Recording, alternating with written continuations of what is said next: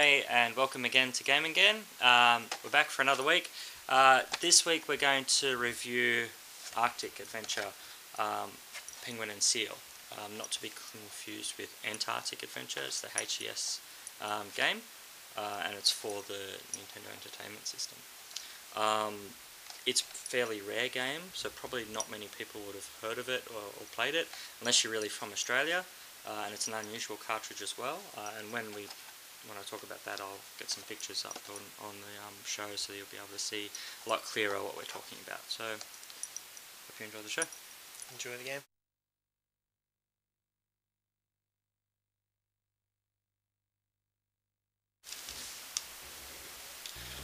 So Penguin and Seal, it's a one-player, two-player game.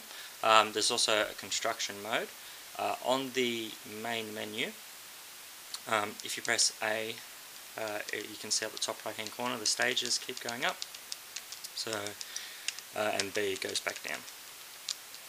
So we'll just start from number 1. Just press start. Okay, so it's a puzzle-based game. You want to go through the controls? Yep. And stuff. So directional buttons face which way you want to go. A to push the block.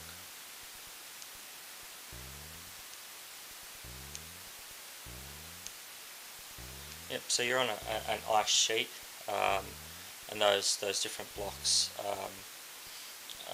The bluish, whitish ones, I guess, are ice, and the green ones are, I don't know what they are, but they're bigger blocks of ice.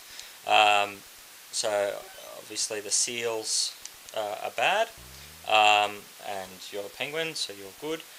Those little diamonds, you have to get back to your igloo on the right hand side, and as I just showed, you can actually kill the seals. Now the unusual thing about this cartridge, I guess I'll show a couple of pictures at this point.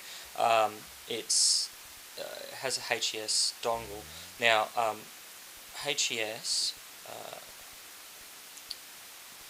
which is Home Entertainment Suppliers, is an Australian company, and it distributes computer games and equipment, and they're actually based in Riverwood, so they're still around today.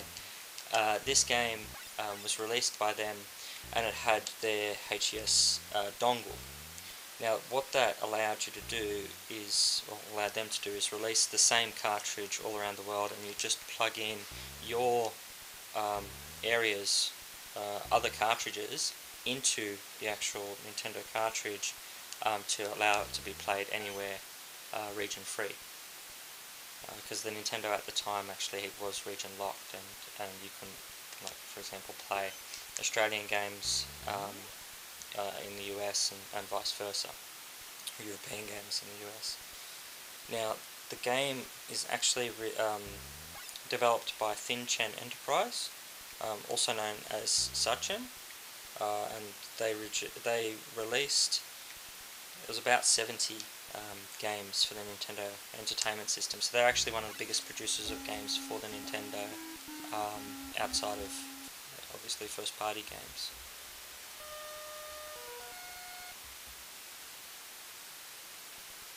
So as we're playing, you see the force bar down the bottom down the bottom. That's the amount of time that you have left, and once you finish each level, the force bar draws down and your score goes up. So I'll just pick it up at this point. Yeah, and once your game is over, you get that flashing high score.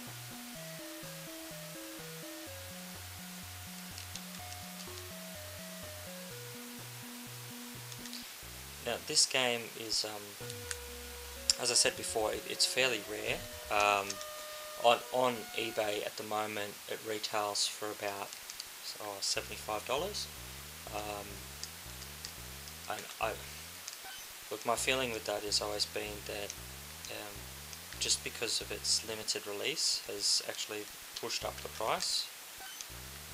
It really wasn't that much of a rare game when it came out in Australia. I guess it's sort of like days before Christmas for Mega Drive, that, you know, it had a limited release in certain areas, and people buying from other countries has actually pushed up that price. So that's the reason why you've got that amount now. You can pick it up for cheaper though. Like I picked up my copy for about $15. So I just guess I got lucky.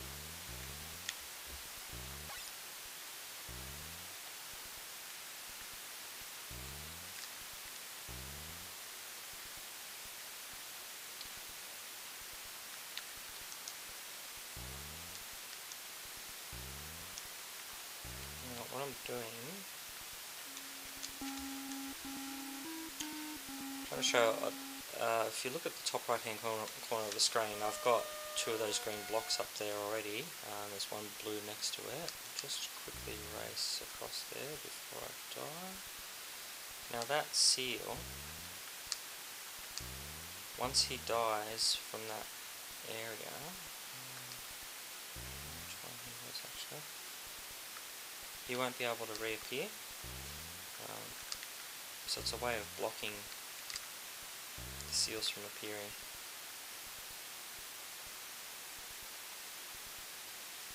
One of the tricky things about the game is if you stuff up and block in your little gem or diamond with the green blocks, you won't be able to unblock it, so you just have to die basically, or let the time run down. There's no way to actually reset. Which would be pretty disappointing. Yeah, especially with the later levels. But I remember playing this for extended periods of time. Like a mate of mine had it in primary school. We would just go and get up to level 6, for example, and then go use a stage select to go up to level 6, and then slowly go through the game that way. Yep. That's game over. Just show you the stage creation now.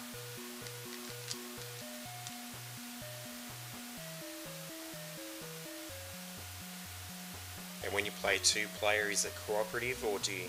Oh, I'll show that as well. Yep. So I don't quite remember. So construction. So you can place blocks wherever you like. So you move around. You see the controls there on the right hand side, so you can set your different blocks. You can press which one is it? Select. Yep, select does your different things. Now I'll just place that there, which will be right next to where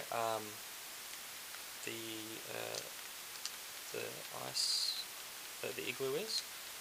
Place those there. Obviously, you can spend a lot of time with this and create different things. Now, pressing start ends it. If you now go into 1 player, you actually start off at that level that you've just created. Yep. The Nintendo cartridge doesn't have a battery save or anything like that, so once you turn it off, that's it. It's gone, yep. This game kind of reminds me of, I think it was Minesweeper. Oh yeah. Oh yeah, by clicking. Similar, similar sort of feel to it.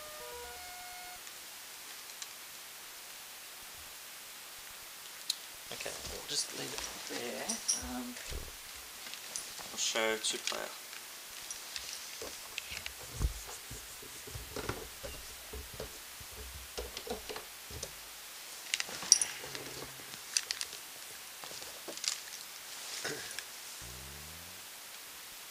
Okay, so you press select to go down to 2-player.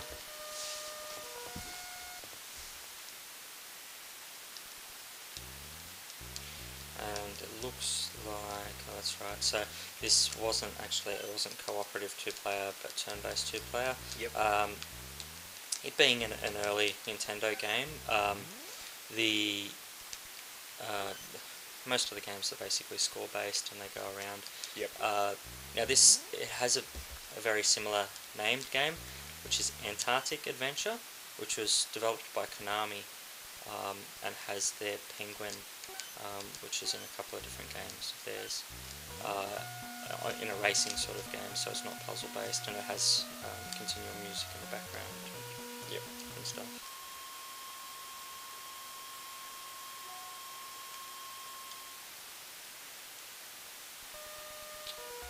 So it looks like, yep, so this is still me, so I'll just die.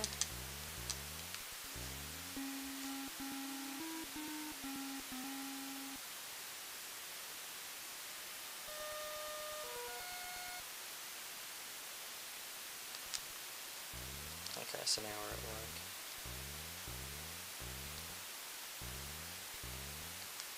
You can see the score going up for all the different blocks that you're destroying as well. And obviously for killing a seal as well, you get some points. Get stuck there. So yeah, look, it's a bit of a challenging game, and look, it's nice graphics and it's enjoyable to play, but whether it's worth the $75 price range at the moment, I guess it's up to you. Really, I think that price has been pushed up by collectors who are determined to get every single Nintendo game that's ever released. Yep. It's really not something that I think people would hunt out and seek to play, unless of course they have good memories. Yeah, that's true. Or if they're Australian collectors. Now, just as far as finishing off there, a little bit about HES, or Home Entertainment Suppliers. So, as I said, they are based in Sydney, Australia. They started off in the 1980s releasing games under the Activision label. And I do remember in the Atari years that instead of using the cardboard boxes that the Atari games were released at, they actually released theirs with nice plastic packaging. So you can still find these around in garage sales in Australia sometimes, and their boxes are intact. The HES dongle, they had two different versions. So there was one connected by a wire, and then there was the version that I have, which is built into the cartridge itself. They also released some other software as well, like generic controllers and Master System Mega Drive converters, Game Boy Power adapters, and 4-in-1 games, and they did a lot of different stuff. They turned into True Blue Software, which many of you would know released games, which released the NRL games and different games in Australia as well. So I guess we'll leave it there. Hope you enjoyed the show. Leave us a comment and let us know what you think of it. Maybe you've got fond memories of it. Maybe not. But look, I hope it's a good fun puzzle game anyway. Yeah, I hope we've showed off what the game has. So if you could join us again next time. See ya.